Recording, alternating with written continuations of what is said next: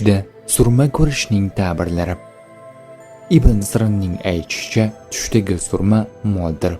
Agar ko'zga surma tortayotganini va bundan maqsad ko'z nurini oshirish bo'lsa, dinni yaxshilashga intilishga dalildir. Agar bundan maqsad o'zga oro berish va ziynat bo'lsa, odamlar unga madhu sano aytishlari uchun odamlar orasida o'zini dindor qilib ko'rsatishiga intilishini bildiradi. Agar birov unga surma berganini ko'rsa, o'sha surma miqdoricha mol topishiga dalildir. Kirmoniyning aytishicha, tushda ko'zga surma quyish erkak va ayollar uchun moldir. Ba'zi ta'birchilarning aytishlaricha, ko'zga surma quyish haq va savob yo'lni bildiradi, xususan surmani andozaga muvofiq ko'zga surgan bo'lsa.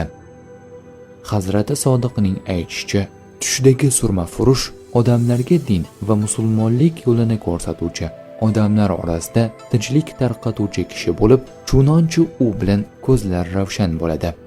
Ba'zi ta'birchilarning aytishlaricha, tushdagi surma sotuvchi din ishlarini ham, dunyo ishlarini ham yaxshilovchi kishidir.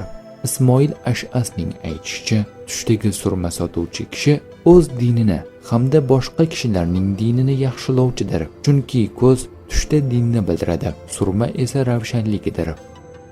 Tush ta'birlari bashorat emas, barcha narsani bilguvchi zot yagona Allohdir.